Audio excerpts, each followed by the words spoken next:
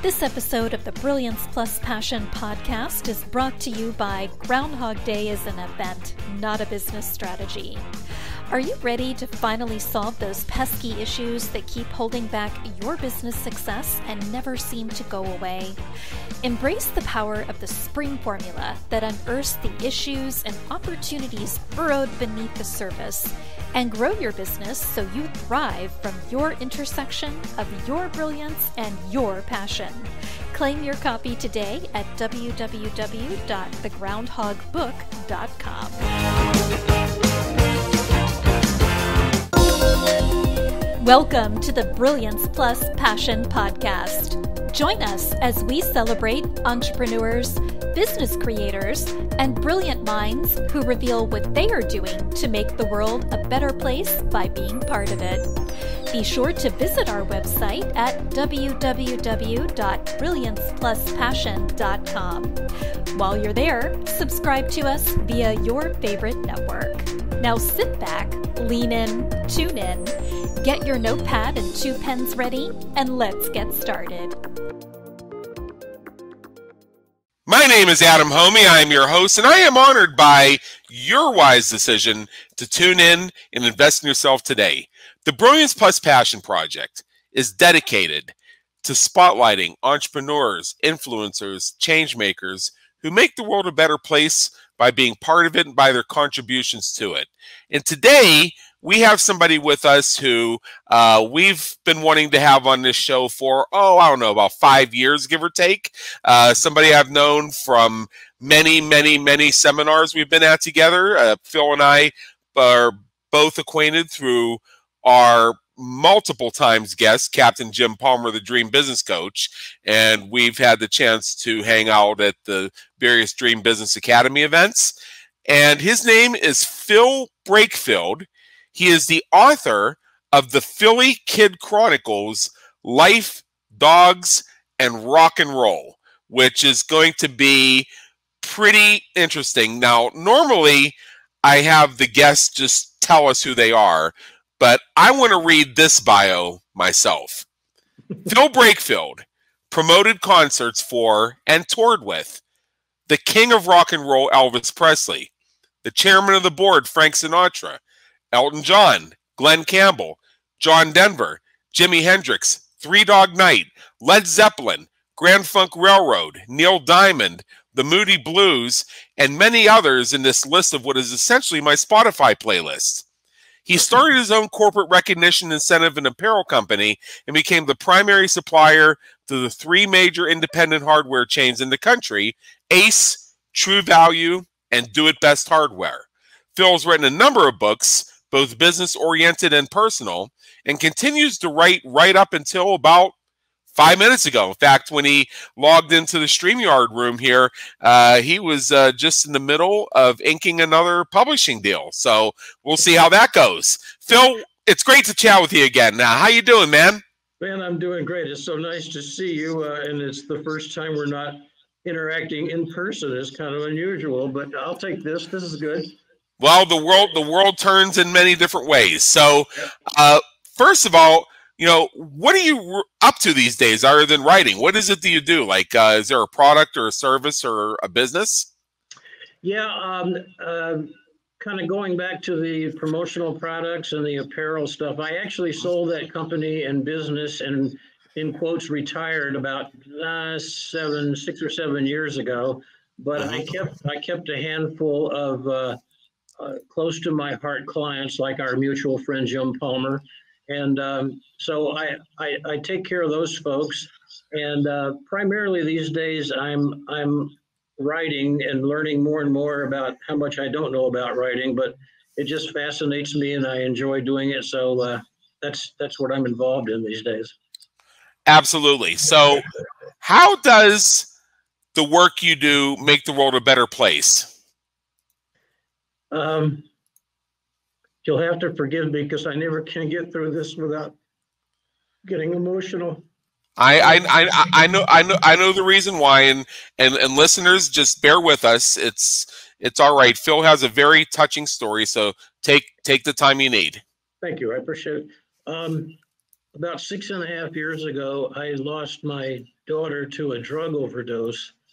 And the night before she died, she was in a coma.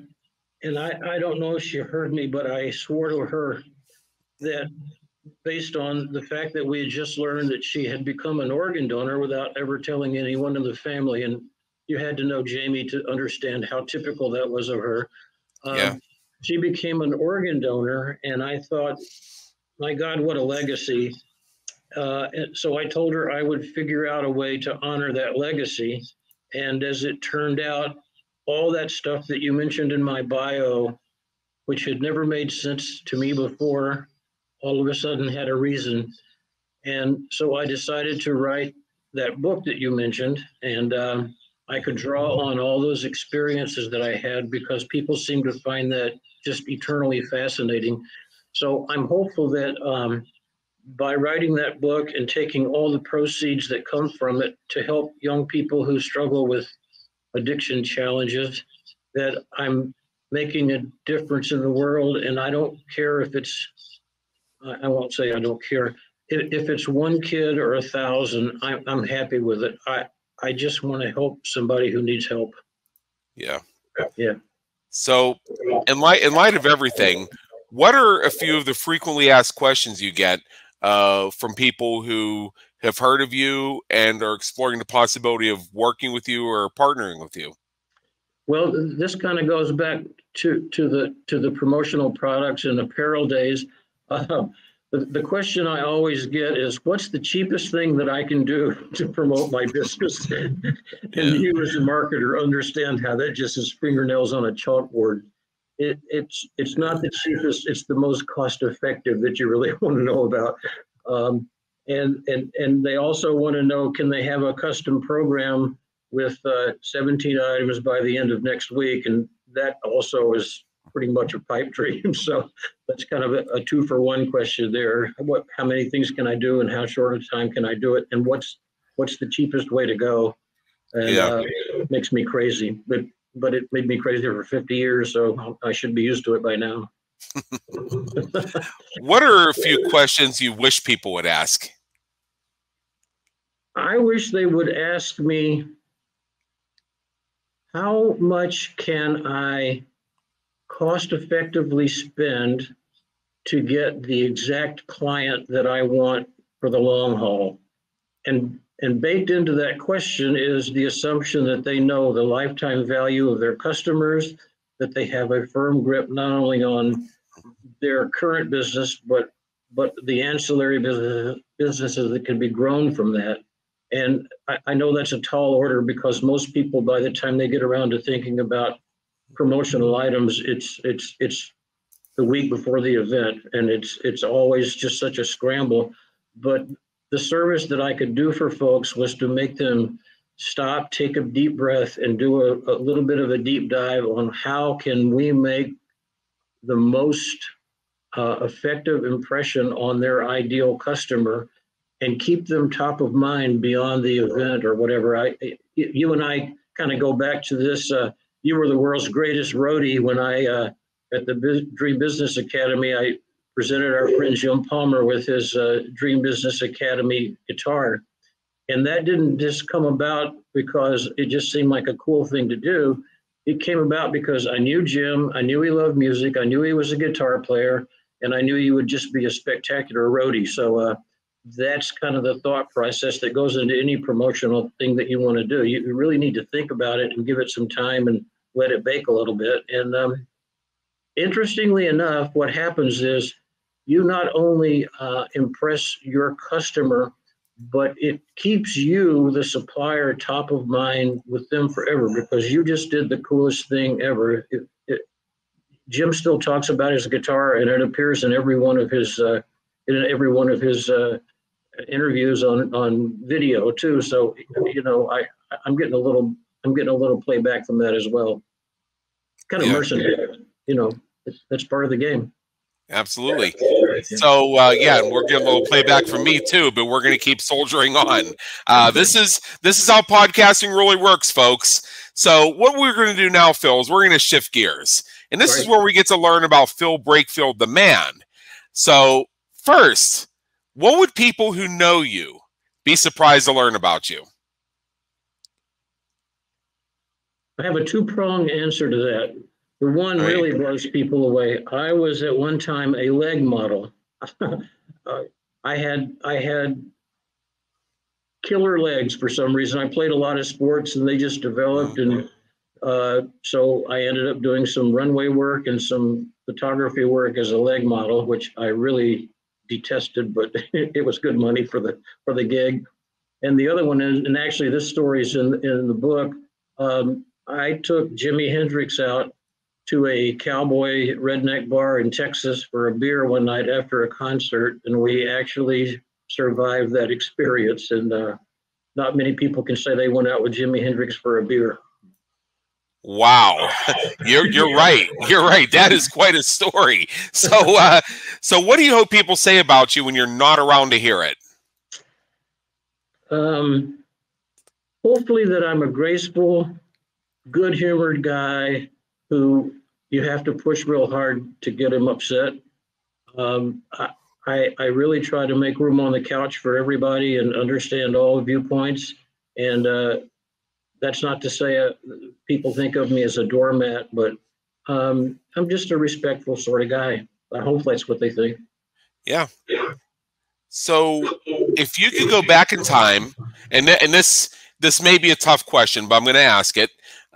If you could go back in time and change one thing you've done, one thing you've experienced, or one thing that's happened, what would it be and why? It may be what you already shared with us, or maybe something different. I'll leave that open to you. Yeah. Well, obviously with the history of my daughter and stuff, I would go back and I would create more balance in her life and mine and my family's. I think we all, especially us of the entrepreneurial bent, we tend to get so immersed in it that we can lose sight of what's really, really, really, really important. And I count myself guilty of that. And if I could change it, that's what I would do. I would just create a little more special time with the family. Yeah. Yeah. I can certainly appreciate where you're coming from with that. Yeah. What famous person, alive or dead, would you like to meet? And if you had the opportunity, what question would you have for them?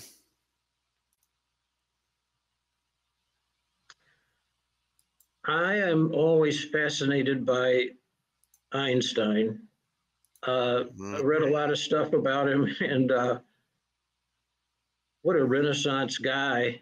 And for all the fame and the adulation and the recognition, he really was a practical thinker. And I would ask him how he manages to be so gifted to look at the world the way he does, but still keep his feet firmly planted on the ground. That's a real balancing act to me. I have no clue how anyone could do that, but I would just love to talk to him about his approach to the day and his thought patterns for just getting from point A to point B every day. Fascinating guy.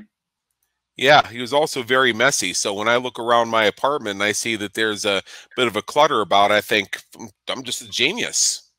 That's another thing you and I have in common. I have to clear paths in my home to get from one place to the other. So. Yeah, the way I look at it is it's backed by science. Science has shown that there are 3 traits that tend to exist with people with high levels of intelligence. One of which is they tend to have a messy living space. Another is they tend to be night owls, and another is they tend to use profanity a lot. Oh man, I'm right there with you. I may be. We could be officers of that club. I think we're both good on that. Yeah. So, what motivates and inspires you to keep going when you're having a tough time or facing a challenge?